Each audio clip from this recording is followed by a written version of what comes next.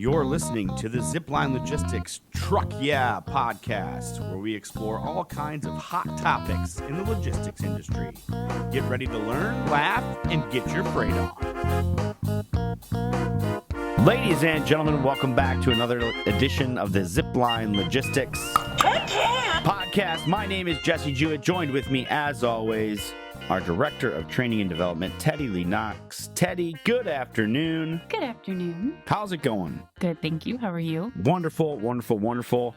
It's fun to get back in the booth and talk about a great topic, common supply chain problems and how to solve them. Yep. We're talking about 8 topics today.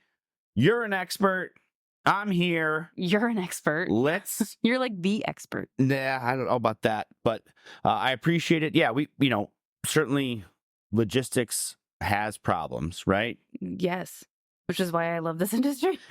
Can be a lot of fun. Get creative, use your detective, put your detective hat on. Yep. Get into some solutions.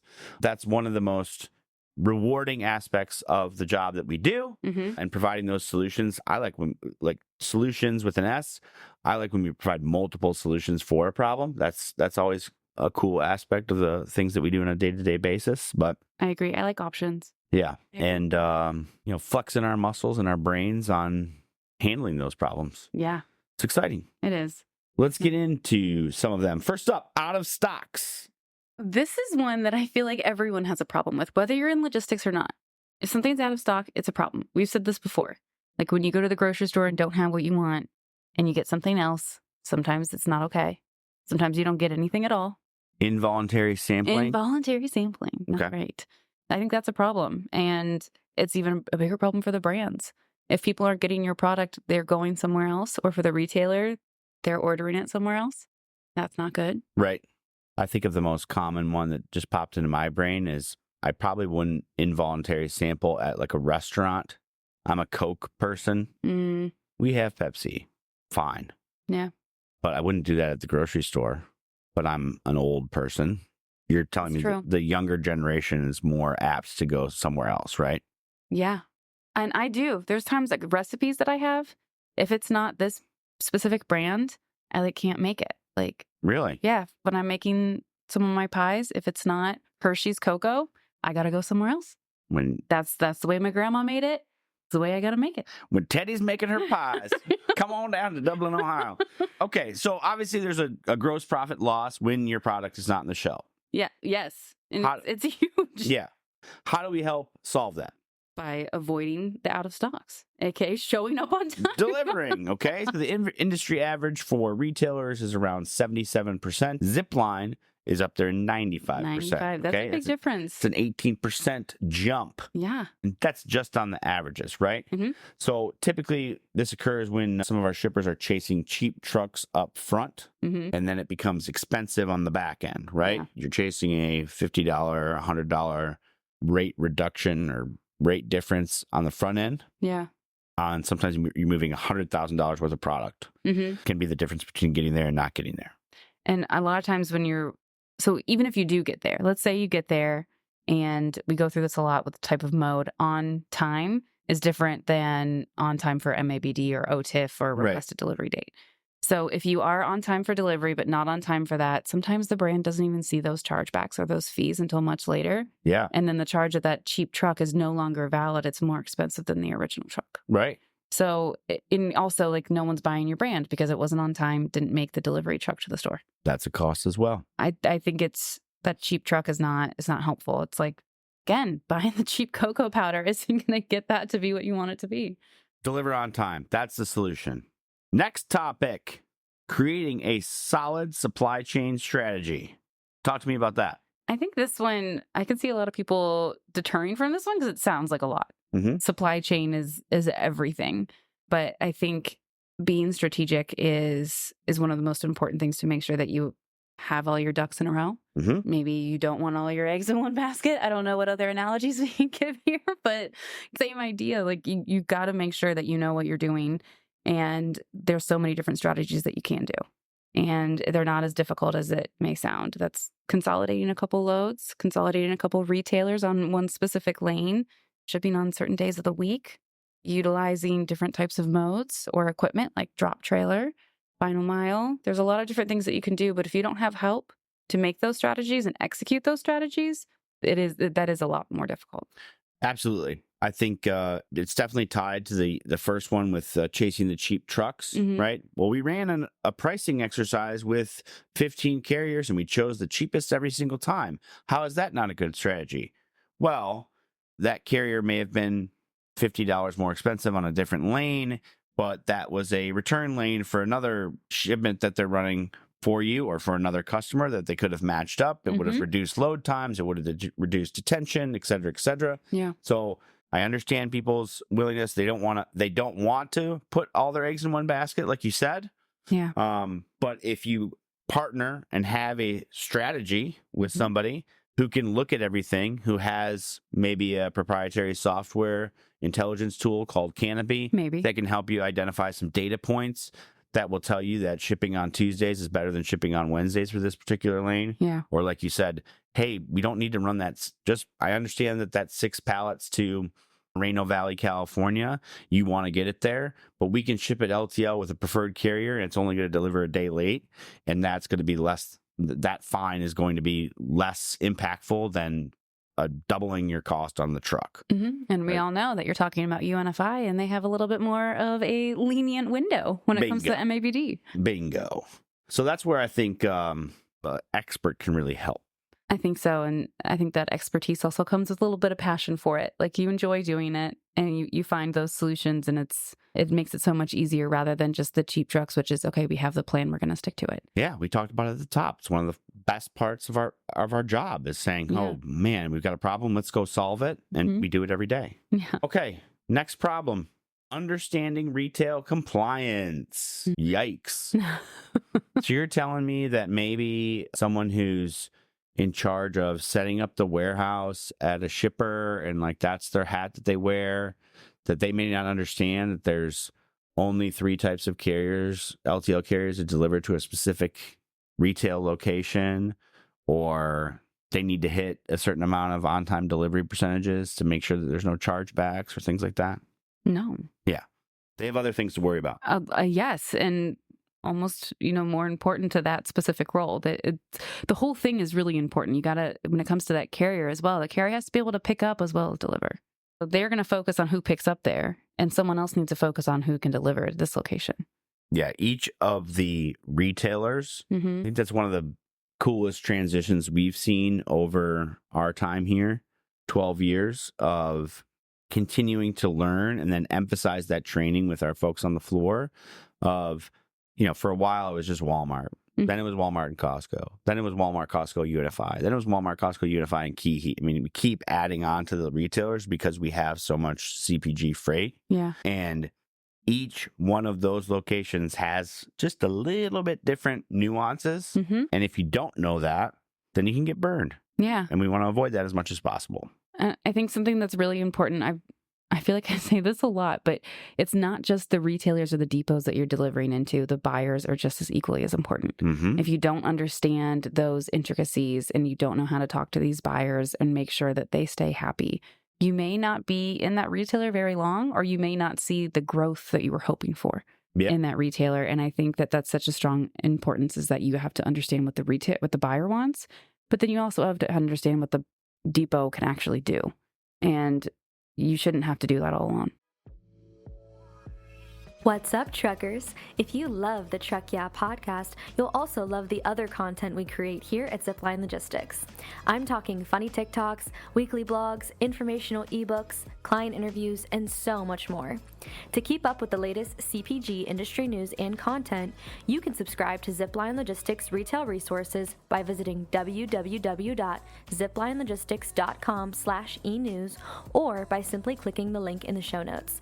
You don't want to miss out on the hottest expert insights on trending topics delivered right to your inbox. And you want to know the best part? It's completely free. So sign up using the link in the show notes. Now, let's get back to the episode. Absolutely. It was, it's interesting.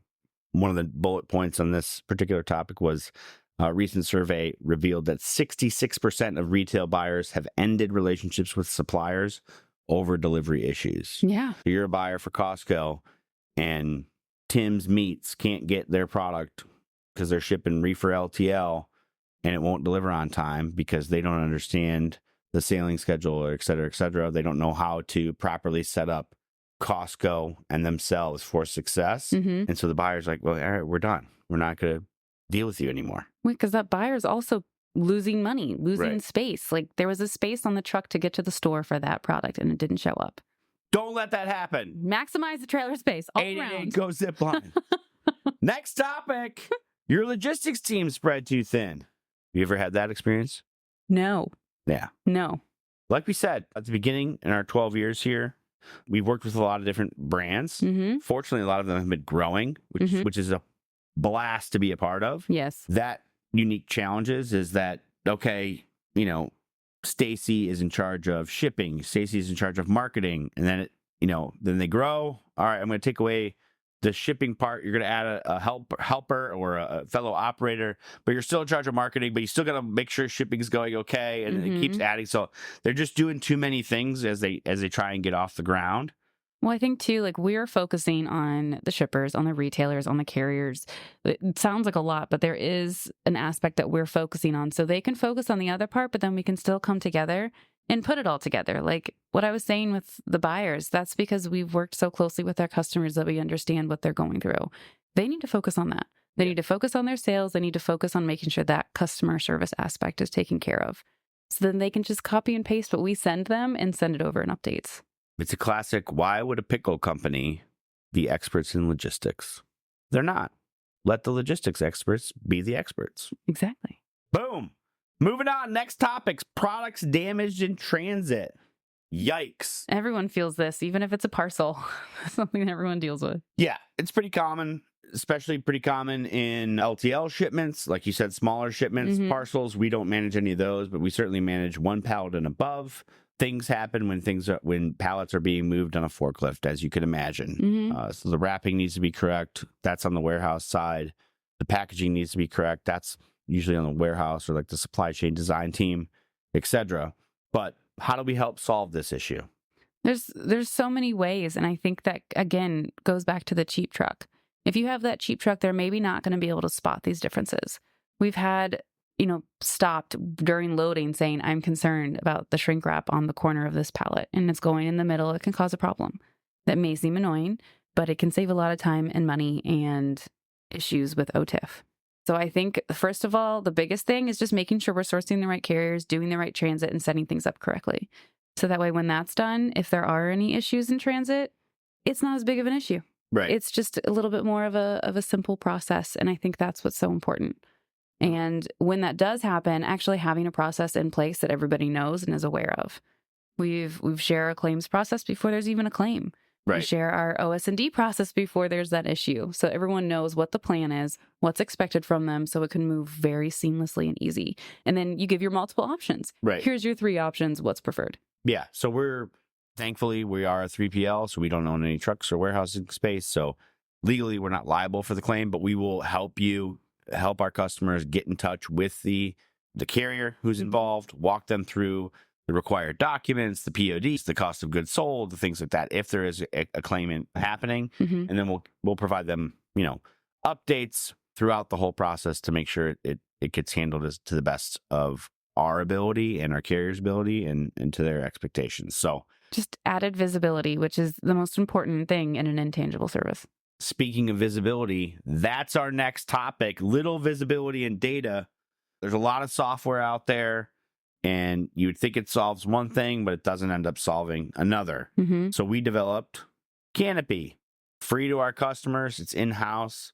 It's got all sorts of data, all sorts of information that you could possibly want, costs per skid, per mile, per case, if you want it, different lanes. As we said, the costs on the day shipped. You can break down accessorials, really, really doing a deep dive into the transportation aspect of our customers' business to help them make the best, going back to the other one, strategic decisions on their freight. I think there's so many different types of visibility. And in this industry, when you hear we need visibility, most people automatically just go to tracking, which is great. You do want to know where your truck is. And we can show you where your truck is. We can even show you where the container is in the ocean that's currently on a cargo ship. But you also need to be able to see if you loaded the truck correctly enough, how far it's going. How are you using the right days? That strategy, I think, is so important. The different types of visibility in this industry are more important than just standard visibility. Yeah. Next topic, cargo theft. Very, very hot here in the last couple years. We're going to be talking about it for years to come. Yeah. All-time high in 2023, 130 million plus goods stolen in 2023. That's not with just Zipline. That's across the board. If you ship high value, give us a call. Absolutely. It starts with what, Teddy? Our phone number or Carrier qualifications, okay? Carrier qualification process, all right? We don't just work with any type of carrier because we don't just haul any type of freight, right?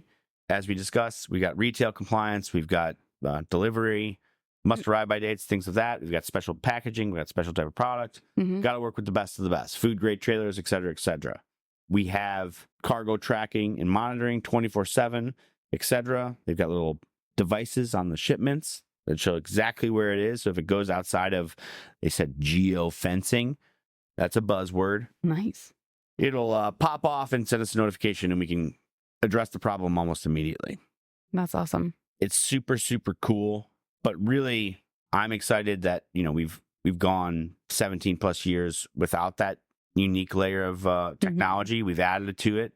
That's going to help us. But really, it starts with that carrier qualification and making sure that you're working with the right type of people. As we mentioned before, we like to be partners, not with just our customers, but with our carriers, right?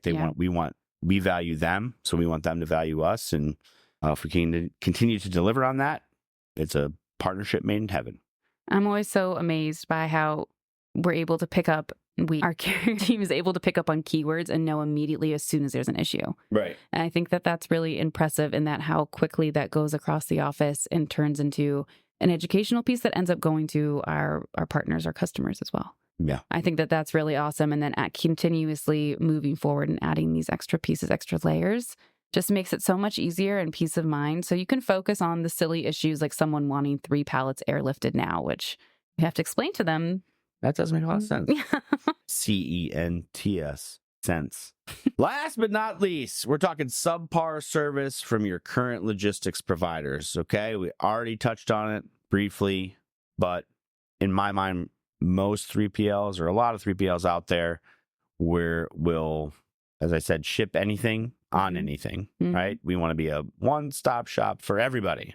That is not Zipline. We are retail specialists, CPG specialists. 85% of our freight delivers to one of the major retailers across the domestic United States. All of the things that we mentioned earlier, compliance issues, knowing when to schedule a delivery appointment, jumping on a shipment as soon as you get it into your system, because we know that delivery appointments fill up quickly, lead time, transit times, etc. The best of the best to make sure it goes smoothly, because we are retail logistics experts, CPG logistics experts, not any logistics experts. I think it comes down to those two terms. You're talking about generalists versus specialists. Like if you're going to a doctor for something specific, you're not going to go to a generalist. You're going to go to a specialist. Don't do anything different for your freight. As always, you can check this out on our blog, ziplinelogistics.com/blog/logistics-solutions guide. Check it out. Give us a call, 888-GO-ZIPLINE. Thanks again for joining us on another edition of the Zipline Logistics Podcast. See you next time.